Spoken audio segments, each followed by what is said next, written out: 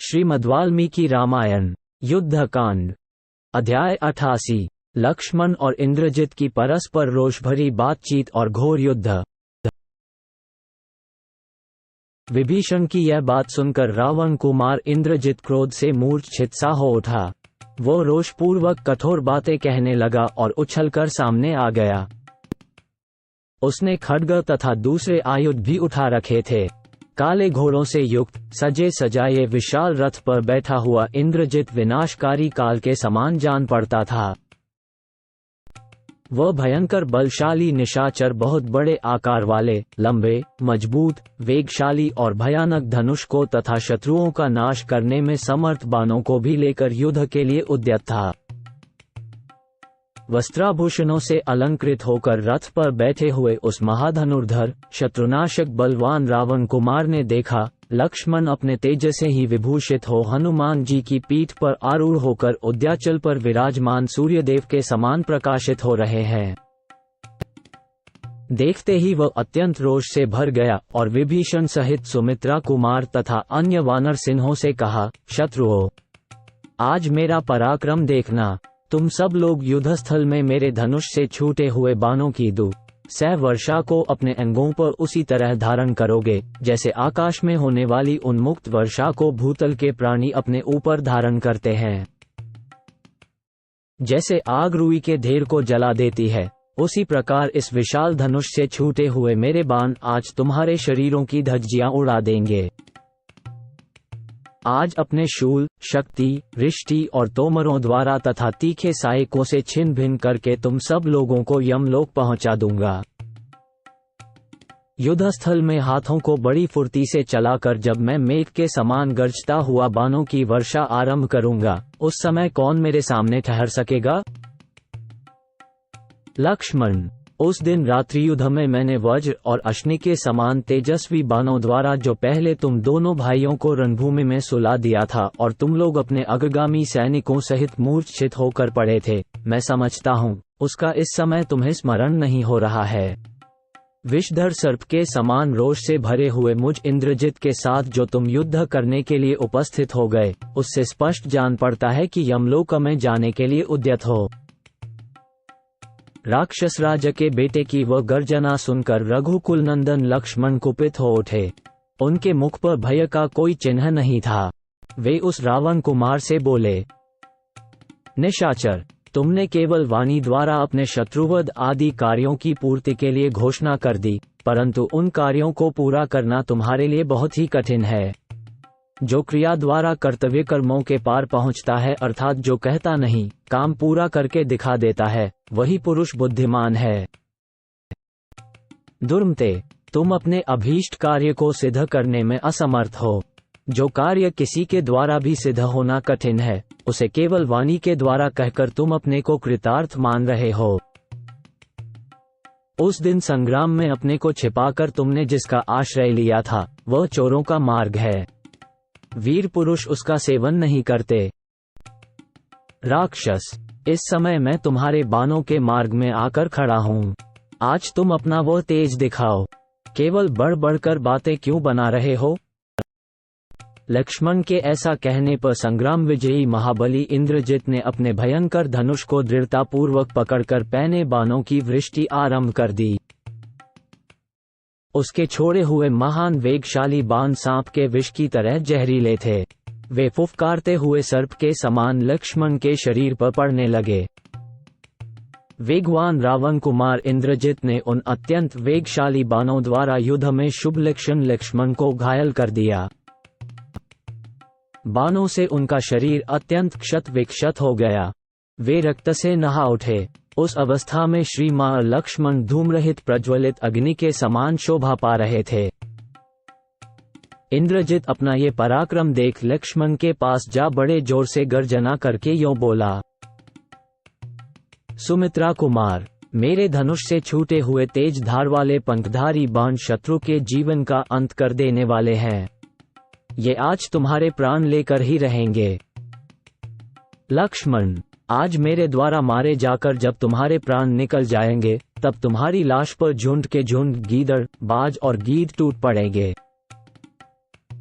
परम दुर्बुद्धि राम, तुम जैसे अनार्य क्षत्रियाधम एवं अपने भक्त भाई को आज ही मेरे द्वारा मारा गया देखेंगे। सुमित्रा कुमार, तुम्हारा कवच खिसककर पृथ्वी पर गिर जाएगा, धनुष भी दूर जा पड़ेगा और तुम्हारा मस्तक भी धड़ से अलग कर दिया जाएगा। इस अवस्था में राम आज मेरे हाथ से मारे गए तुमको देखेंगे। इस तरह कठोर बातें कहते हुए रावण कुमार इंद्रजित से अपने प्रयोजन को जानने वाले लक्ष्मण ने कुपित होकर यह युक्तियुक्त उत्तर दिया। क्रूर कर्म करने वाले दुर्बुद्धि राक्षस, बकवास का बल छोड़ दे, तू ये सब बातें कहता क्यों है? करके दिखा। निशाचर, जो काम अभी किया नहीं उसके लिए यहाँ व्यर्थ डींग क्यों हाँकता है? तू जिसे कहता है उस कार्य को पूरा कर, जिससे मुझे तेरी इस बड़ा चढ़ाकर कही हुई बात पर विश्वास हो। नरभक्षी राक्षस, तू देख लेना, मैं कोई कठोर बात न कहकर तेरे ऊपर किसी तरह का आक्षेप न करके आत्म प्रशंसा किए बिना ही तेरा वध करूंगा। ऐसा कहकर लक्ष्मण ने उस राक्षस की छाती में बड़े वेग से 5 नाराज मारे, जो धनुष को कान तक खींचकर छोड़े गए थे। सुंदर पंखों के कारण अत्यंत वेग से जाने वाले और प्रज्वलित सर्प के समान दिखाई देने वाले वे बाण उस राक्षस की छाती पर सूर्य की किरणों के समान प्रकाशित हो रहे थे। लक्ष्मण के बाणों से आहत होकर रावण कुमार रोष से आग बबूला हो उठा। उसने अच्छी तरह चलाए हुए 3 बाणों से लक्ष्मण को भी घायल करके बदला चुकाया। एक ओर पुरुष सिंह लक्ष्मण थे तो दूसरी ओर राक्षस सिंह इंद्रजित। दोनों युद्धस्थल में एक दूसरे पर विजय पाना चाहते थे। उन दोनों का वो तुमुल संग्राम महाभयंकर था।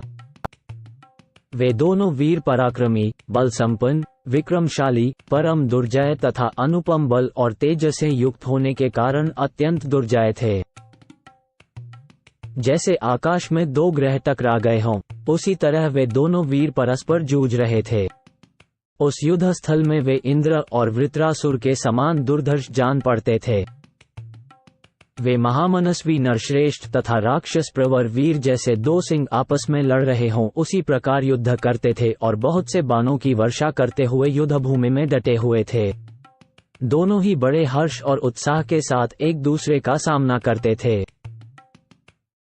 तदनंतर दशरथ नंदन शत्रुसूदन लक्ष्मण ने कुपित हुए सर्प की भांति लंबी सांस खींचते हुए अपने धनुष पर अनेक बाण रखे और उन सबको राक्षस राज इंद्रजित पर चलाया।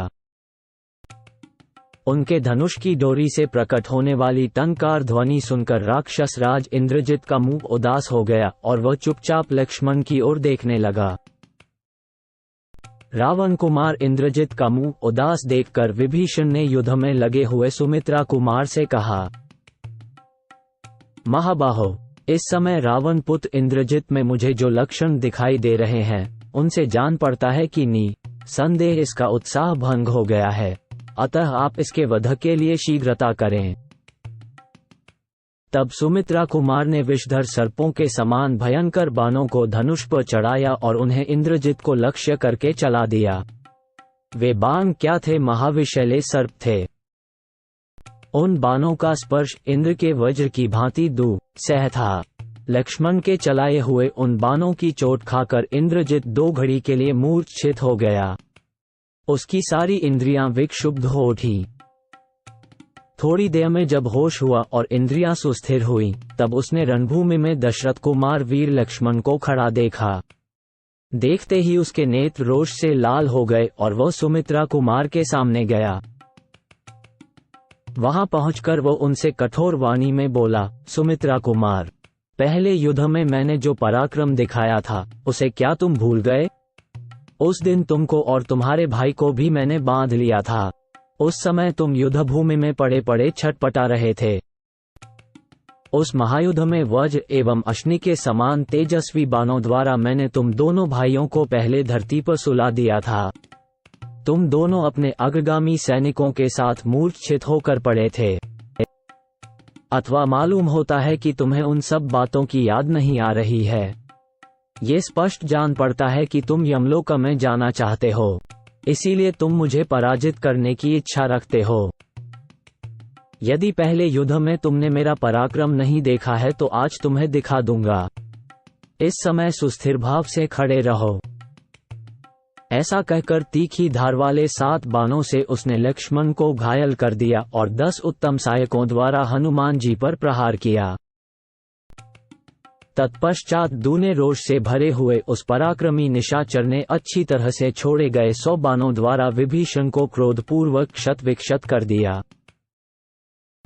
इंद्रजित द्वारा किए गए इस पराक्रम को देखकर श्रीराम के छोटे भाई लक्ष्मण ने उसकी कोई परवाह नहीं की और हंसते हंसते कहा, ये तो कुछ नहीं है।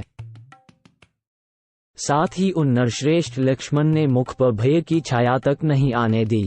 उन्होंने युद्ध स्थल में कुपित हो भयंकर बाण हाथ में लिए और उन्हें रावण कुमार को लक्ष्य करके चला दिया। फिर वे बोले, निशाचर, रणभूमि में आए हुए शूरवीर इस तरह प्रहार नहीं करते। तुम्हारे ये बाण बहुत हल्के और कमजोर हैं। इनसे कष्ट नहीं होता, सुख ही मिलता है। युद्ध की इच्छा रखने वाले शूरवीर सम्रांगण में इस तरह युद्ध नहीं करते हैं। ऐसा कहते हुए धनुर्धर वीर लक्ष्मण ने उस राक्षस पर बाणों की वर्षा आरंभ कर दी। लक्ष्मण के बाणों से इंद्रजित का महान कवच, जो सोने का बना हुआ था, टूटकर रथ की बैठक में बिखर गया, मानो आकाश से ताराओं का समूह टूटकर गिर पड़ा हो। कवच कट जाने पर नाराजों के प्रहार से वीर इंद्रजित के सारे अंगों में घाव हो गए। वो सम्रांगण में रक्त से रंजित हो प्रातः काल के सूर्य की भांति दिखाई देने लगा।